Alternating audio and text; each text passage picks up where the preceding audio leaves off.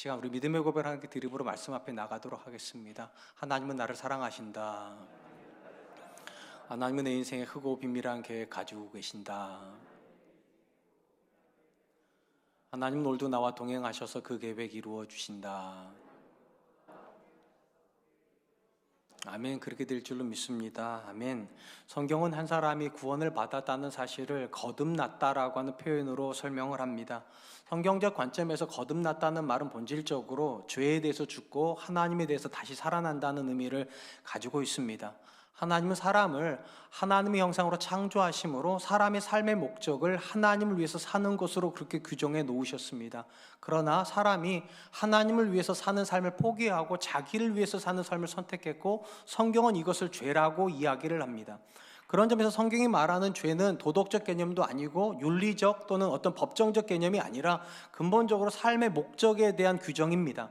하나님을 위해서 살아야 되는 존재가 그 목적을 버리고 나를 위해서 사는 상태를 죄라고 말을 하고요, 죄에 대해서 죽었다는 사실은 이런 의미를 가지고 있습니다. 이전까지 내가 나를 위해서 살았던 삶을 내려놓는 것이고, 거듭났다고 하는 것은 이제는 원래 창조 목적을 따라 하나님을 위해서 사는 존재가 된다는 것입니다.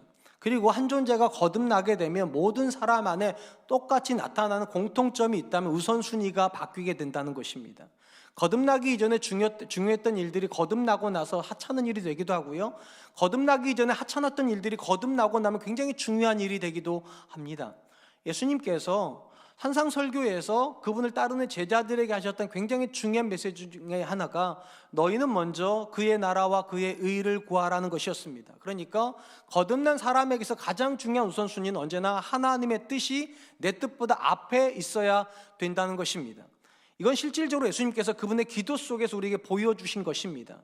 우리가 잘 알다시피 예수님께서 십자가를 바로 앞에다 두시고 겟세마네에서 땀방울이 핏방울이 될 정도로 간절히 기도를 하셨습니다. 이 기도의 시작은 언제나 예수님의 뜻으로부터 시작합니다. 나의 아버지여, 할 수만 있거든 이 잔을 내게서 지나가게 해주십시오. 예수님은 가능하다면 십자가를 안 지고 싶어 하시는 자신의 뜻을 가지고 계셨습니다. 놀라운 건 예수님도 자신의 뜻이 있었습니다.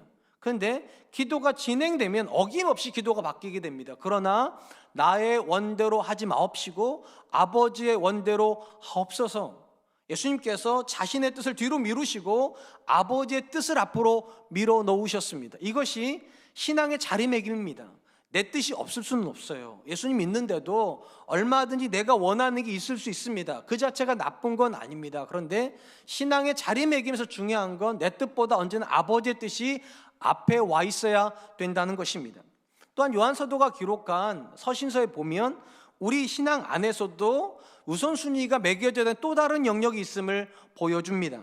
요한 3서 2절 말씀입니다. 사랑하는 자여, 내 영혼이 잘됨 같이 내가 범사에 잘되고 강건하기를 내가 간구하노라.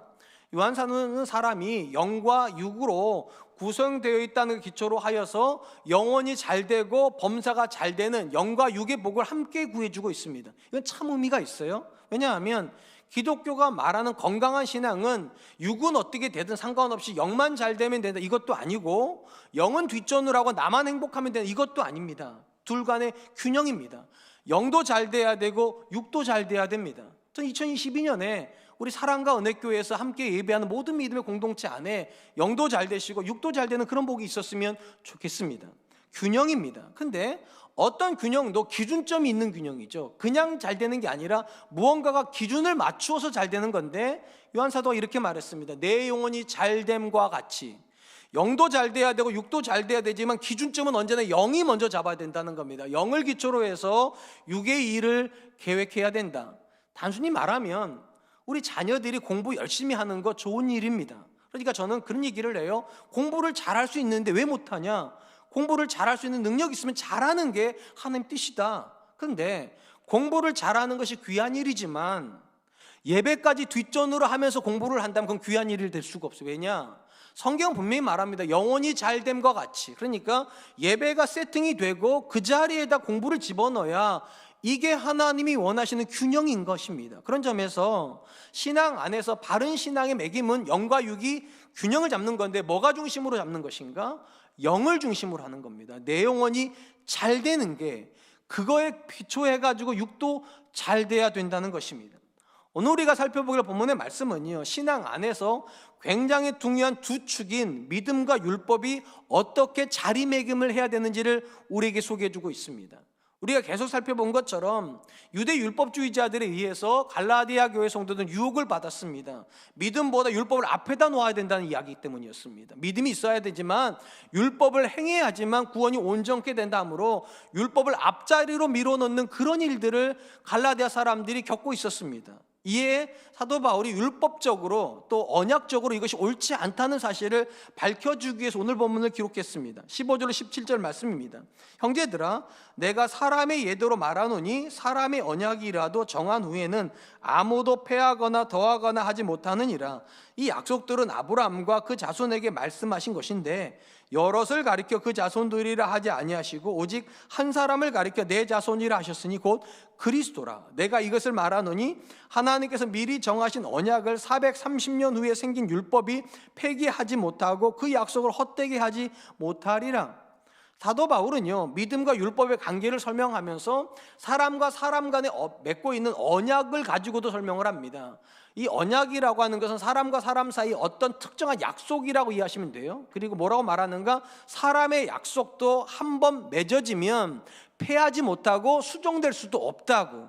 하물며 하나님께서 아브라함과 맺으신 약속이 430년 뒤에 오는 율법에 의해서 폐기될 수 없다, 이런 뜻이에요. 율법보다 믿음이 먼저 왔다는 거예요. 그리고 이 믿음의 내용은 뭐냐? 하나님께서 아브라함의 후손으로 말미암아 복을 받는다, 열방이.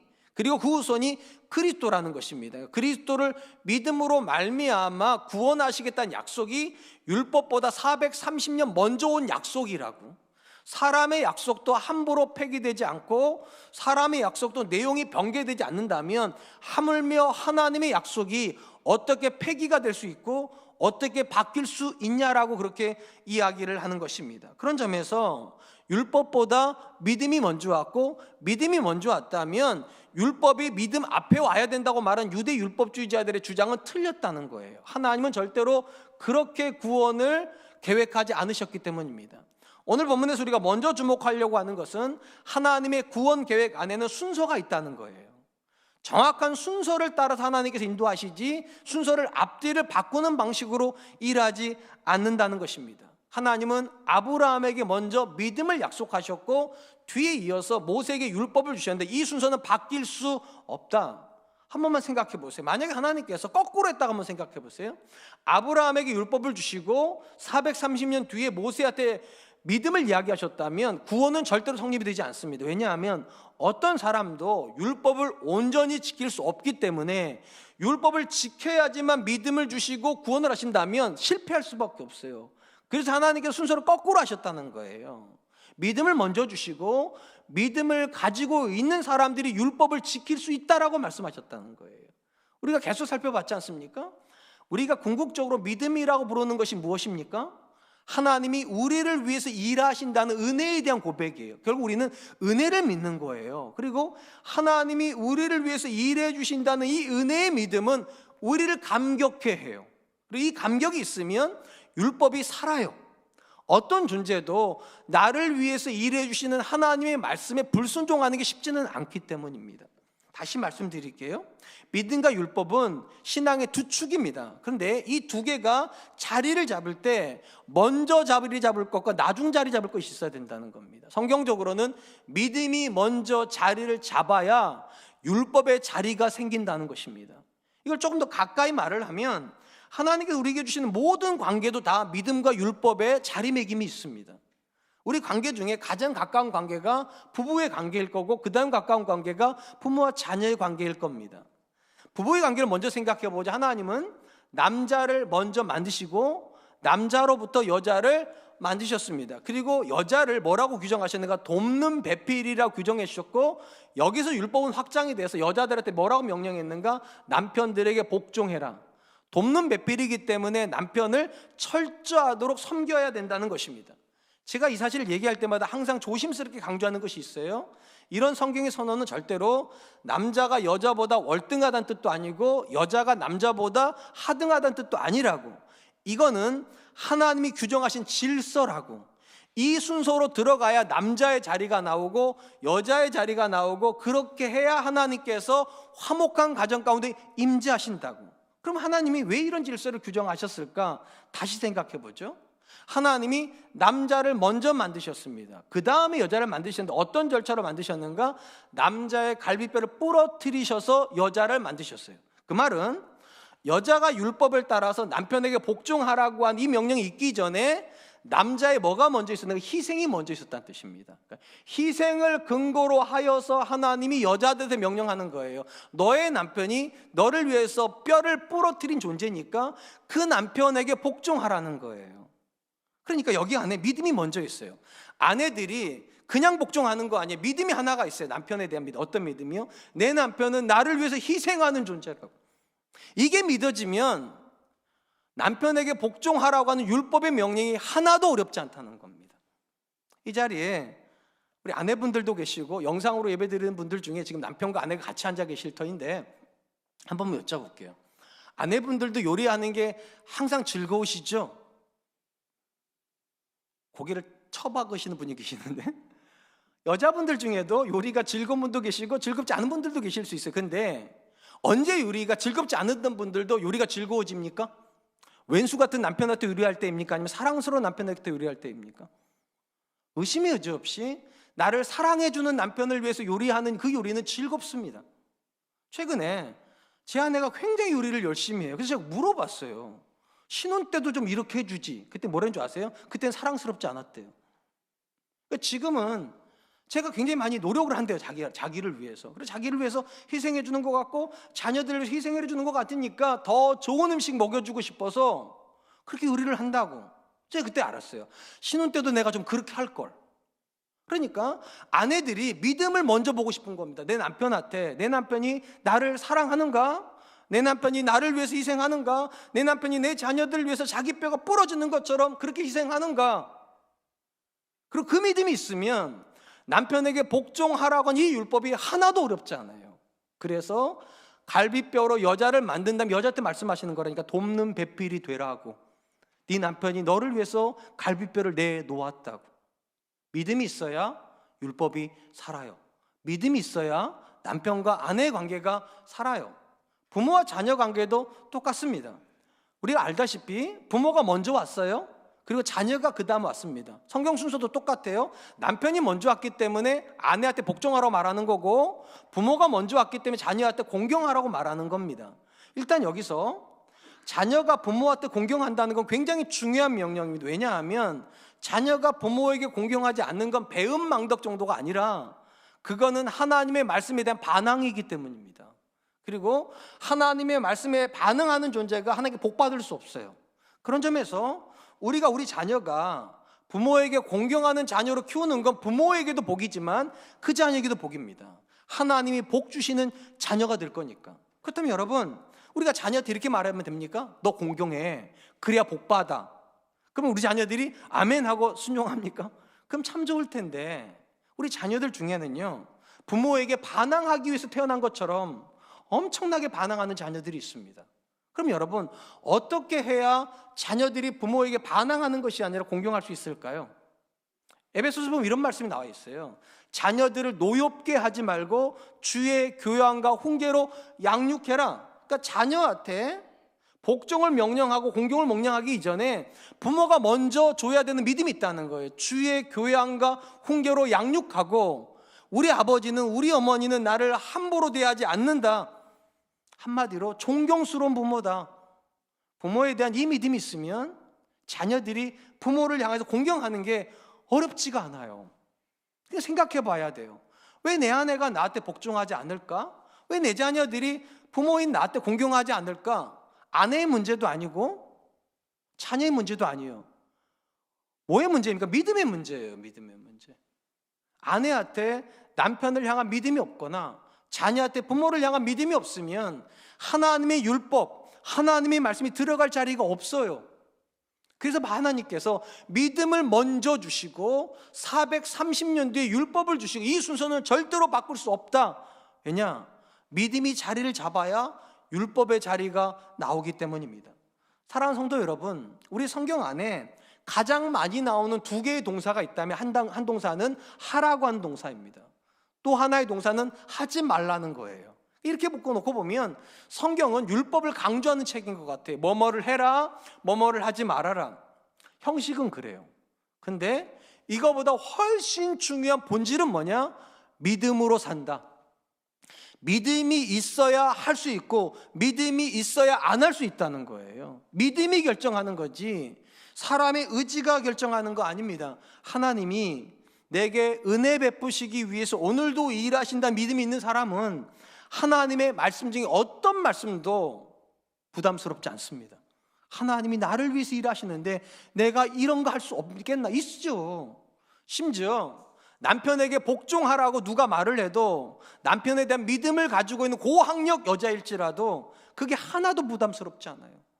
나를 위해서, 내 가정을 위해서 뼈를 부러뜨리는 고생을 하고 있는 남편이라면 복종해야죠. 아무리 사춘기 아니라 5춘기, 8춘기를 겪어도 부모가 존경스러운 자녀는요, 부모에게 함부로 안 해요. 우리 아빠 같은 분이 있는데, 우리 엄마처럼 함부로 대하지 않는데 어떻게 그렇게 하겠어요?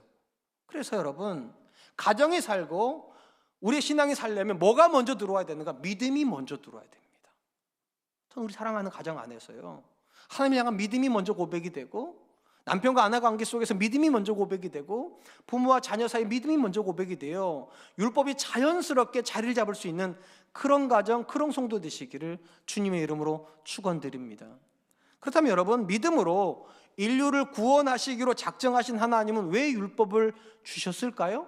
이 부분에 대해서 바울이 이렇게 말합니다. 갈라디아서 3장 19절 말씀, 그런즉 율법은 무엇이냐? 범법함으로 더하여진 것이라 천사들을 통하여 한 중보자의 손으로 베푸신 것인데 약속하신 자신 오시기까지 있을 것이라. 하나님이 아브라함에게 믿음으로 약속을 주신 다음에 모세한테 왜 율법을 주실 수밖에 없었는가? 사람이 죄를 짓고 있었기 때문이라는 겁니다. 그 사람 왜 죄를 지었냐?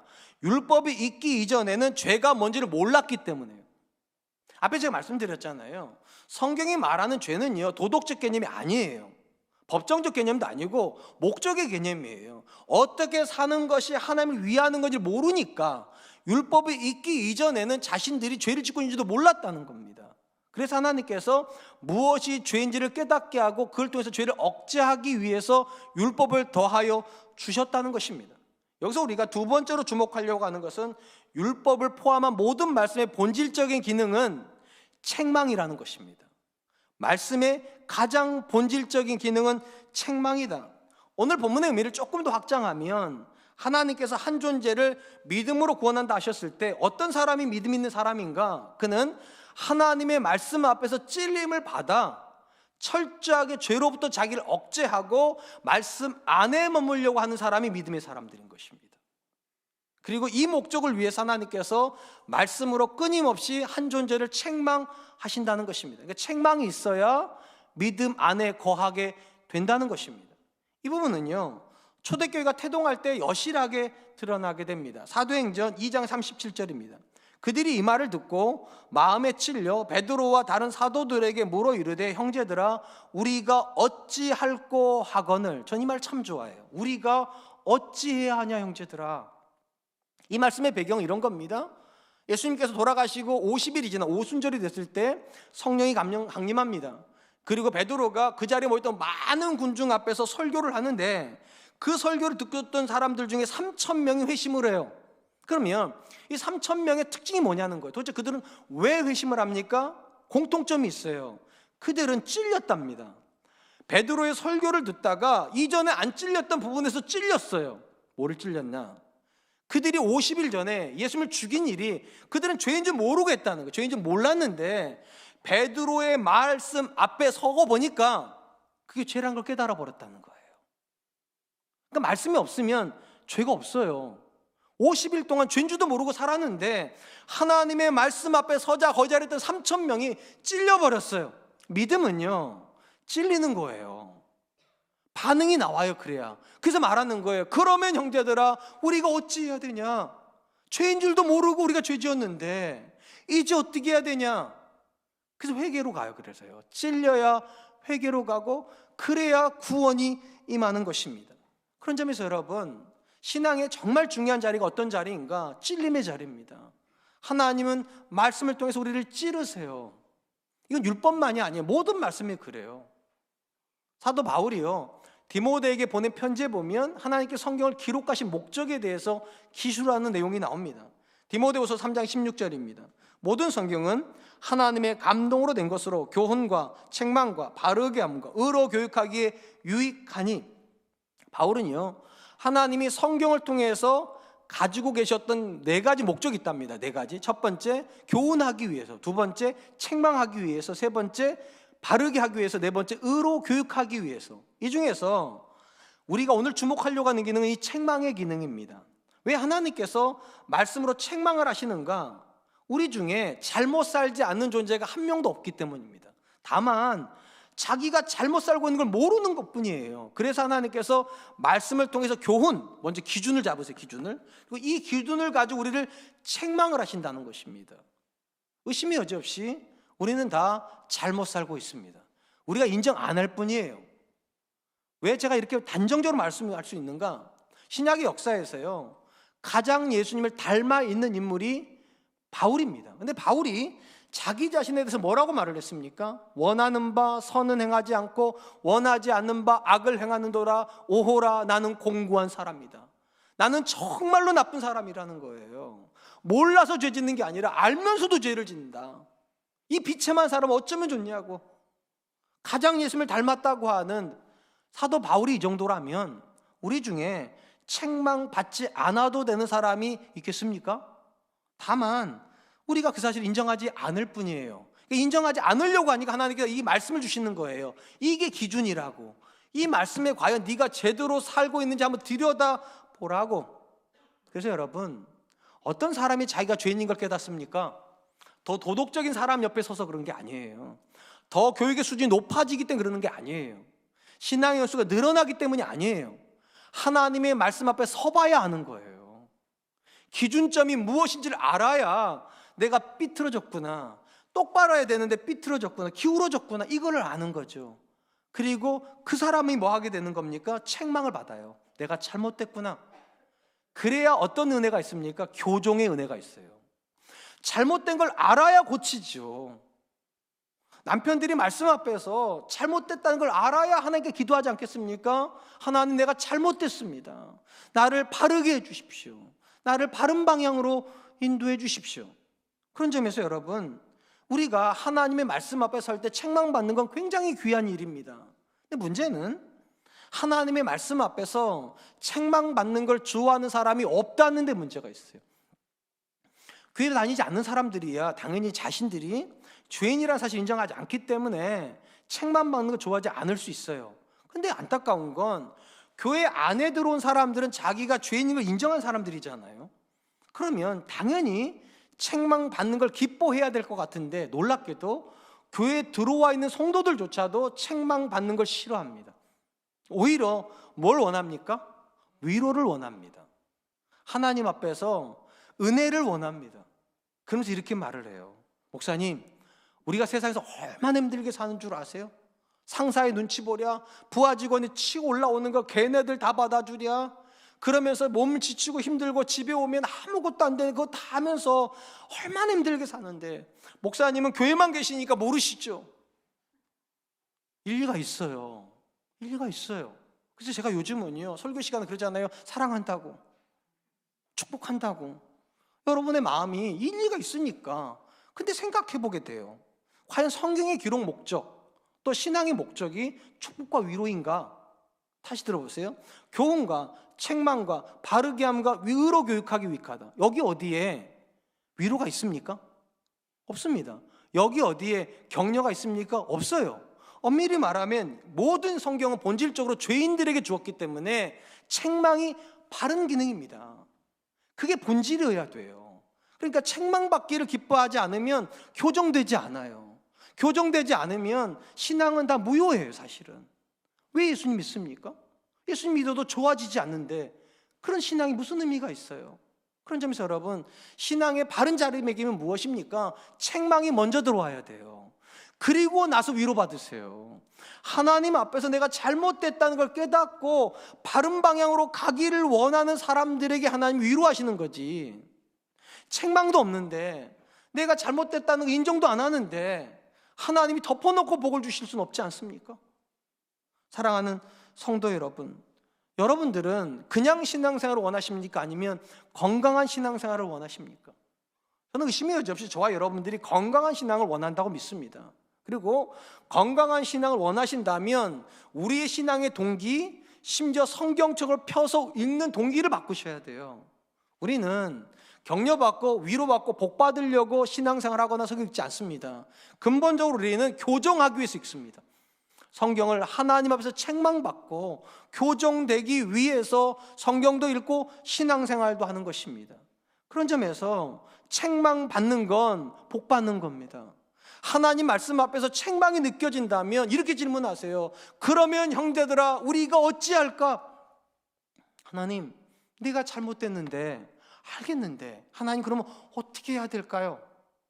책망이 먼저 오고 그 다음에 위로를 구하세요. 하나님, 제가 하나님 앞에서 잘못된 거 인정하고 고치고 싶습니다. 하나님, 내 마음 만져주십시오. 하나님, 제가 바르게 갈 수 있도록 저를 인도해 주십시오. 사랑과 은혜교 성도님들 안에서 믿음이 먼저 들어가고 율법이 들어가셨다면 이 율법을 통해서도 또 어떻게 하시라고요? 책망을 먼저 받으시기를 주님의 이름으로 축원드리겠습니다. 마지막으로 바울이 본문에서 던지는 질문은 이것입니다. 그럼 과연 율법과 믿음은 충돌하냐는 거예요. 충돌인가? 바울이 이렇게 말을 합니다. 21절 22절. 그러면 율법이 하나님의 약속들과 반대되는 것이냐? 결코 그럴 수 없느니라.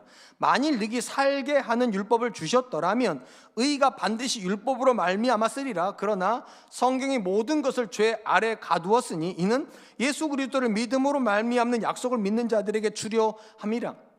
바울이 이렇게 말해요. 만약에 율법을 통해서 하나님께서 살리시려고 하셨다면 율법에서 의가 나왔어야 된다는 거예요. 그럼 이렇게 되면 어떤 문제가 벌어지는가? 모순이 벌어진다는 거예요. 믿음으로 의를 얻는데 율법으로도 얻으면 이게 모순이죠. 믿음과 율법은 다른 개념인데, 믿음은 하나님이 일하신다는 개념이고 율법은 내가 일한다는 개념인데 둘 다 의로 가버리면 모순이에요. 사람은 지식이 부족하기 때문에 잘못된 주장을 같이 할 수 있어요. 잘못된 주장을 모순이라고 그러잖아요. 근데 하나님은 모든 지식에 뛰어나신 분이신데 잘못된 주장을 하실 수 있냐는 거예요. 바울에 대한 무엇인가? 잘못된 주장이 있을 수 없다는 거예요. 그럼 뭐냐? 하나님은 율법을 살리기 위해서 주신 적이 없다. 살리는 율법은 없다는 겁니다. 그럼 율법은 뭐냐? 죄 아래 가두려고, 죽이려고 줬다는 겁니다. 율법은 죽이려고 줬다고, 믿음은 살리려고 줬고, 근본적으로 기능이 다르고 목적이 다르다는 것입니다. 우리가 본문에서 마지막으로 주목하려고 하는 것은 구원은 괜찮은 사람들이 받는 하나님의 인정이 아니라 하나님 앞에서 깊은 절망을 하는 사람들에게 임하는 하나님의 은혜라는 겁니다. 절망하는 사람들이 받는 게 구원이에요. 우리가 바로 앞에서 하나님께서 왜 율법을 주셨다고 했습니까? 범법함으로 그들이 죄를 몰라 죄를 짓기 때문에 죄를 깨닫게 해주고 죄를 억제하기 위해서 율법을 주셨다 그랬어요. 근데 이달락이 와가지고 또 뭐라고 말하는가? 죄 안에 가두려고 그렇게 하셨다고. 이건 이런 겁니다. 율법에 두 가지 기능이 있다는 거예요. 첫 번째 기능은 뭐냐? 순기능이에요. 율법은 죄를 깨닫게 해주고 죄를 멀리하게 해주는 기능을 해요. 죄를 모를 때는 지었는데 알고 나니까 이제 멀리할 수 있어요. 근데 문제는 뭐냐? 멀리하려다 보니까 깨닫는 게 하나가 있어요. 멀리할 수 없다. 마음은 원인데 안 돼요. 죄에 갇혀요. 율법을 순종해 보면 아는 게 있어요. 나는 어쩌다가 실수로 죄 짓는 존재가 아니었구나. 어찌 보면 나는 의보다 죄를 더 기뻐하는 존재였나 보다고. 여러분은 그런 생각 안 하세요? 저는 제 자신을 볼 때마다 너무 더럽다는 생각을 많이 합니다. 왜 이렇게 목사가 됐는데도 탐욕스러울까요? 여러분 비웃지 마세요. 아마 제가 여러분보다 탐욕스럽진 않을 거예요. 목사인 거에 비해서 탐욕스럽다는 거예요. 제 안에 왜 그렇게 나쁜 생각이 많을까요? 왜 이렇게 미움이 많고 증오가 많을까요? 오해하지 마세요. 또 우리 목사는 그렇게 나쁜가 보다, 교회 옮겨야 되겠다, 그게 아니라 저도 나름 목사 안수 받은 지가 이제 21년이 오래가요. 그러면 생각이 계속 좋은 생각만 올라와야 되는 건데 왜 그렇게 배 아픈 생각이 많을까요? 왜 이렇게 화나는 생각이 많고 누군가에 대한 자꾸만 불평이 생기는 걸까요? 그때 안 되니까요. 나는 의로운 존재가 아니구나. 하나님의 말씀을 모를 때는요, 몰라서 내가 그런 생각 못하나 보다 했어요. 근데 하나님의 말씀을 깨달았는데, 그래서 이제 내가 생각하죠. 아, 이렇게 살아봐야 되겠다. 살 수 있을 줄 알았어요. 살아보면 어떤 문제가 벌어지는가? 살 수 없다는 걸 깨달아요. 그게 죄 안에 갇히는 거예요. 아, 나는 안 되는 사람이구나. 나는 안 되는 사람이구나. 절망이 들어와야 됩니다. 말씀에 순종하는 사람은 필연적으로 절망하게 돼요. 왜 이게 중요하냐? 절망해야 은혜를 간구하게 돼요. 여러분들은 여러분 자신에 대해서 얼마나 분노가 있으십니까? 저는 제 자신에 대한 분노가 진짜 많습니다. 왜냐하면 저는 매해가 시작되면 이런 결심을 하거든요. 올해도 나는 내 자녀들을 노엽게 하지 말아야 되겠다. 내 아내한테 내가 실수하면 먼저 가서 사과해야 되겠다. 결심했어요. 기도했어요. 근데 내 아내랑 제 아내랑 싸우잖아요. 그 머리가 이렇게 말해요. 너 사과하기로 결심했잖아. 사과하면 되잖아요. 이게 왜 안 되죠? 기도까지 했는데, 결심까지 했는데 안 돼요. 방에 들어가서 제 머리를 막 쥐어 터요. 제가 이렇게 쳐요. 뭐 하는 짓이냐 도대체. 너를 미워하는 사람도 아니고 너를 사랑하는 사람이고 너를 위해 헌신하는 아내인데 미안하단 말 한마디를 못하냐? 그래 하자고 다시 나가잖아. 거실로요. 보면 또 화가 나요. 보면 또 나. 나는 이런 거 아니 안 하려고 하는 게 아니에요. 하나님의 말씀대로 살려고 하면 할수록 이상하게 느끼는 게 있어요. 더 깊은 죄 속으로 들어간다는 사실. 그래서 율법은 참 신기해요. 죄를 멀리 해주는 것 같은데 놀랍게도 율법을 지키면 지킬수록 더 죄 안에 갇혀버려요. 절망이에요. 서론을 살펴보았듯이 구원을 설명하는 가장 중요한 단어는 거듭남입니다. 한번 생각해 보세요. 저와 여러분들이 나름 괜찮은 존재였다면 하나님께서 부분적으로 고치시면 되잖아요. 부분적으로.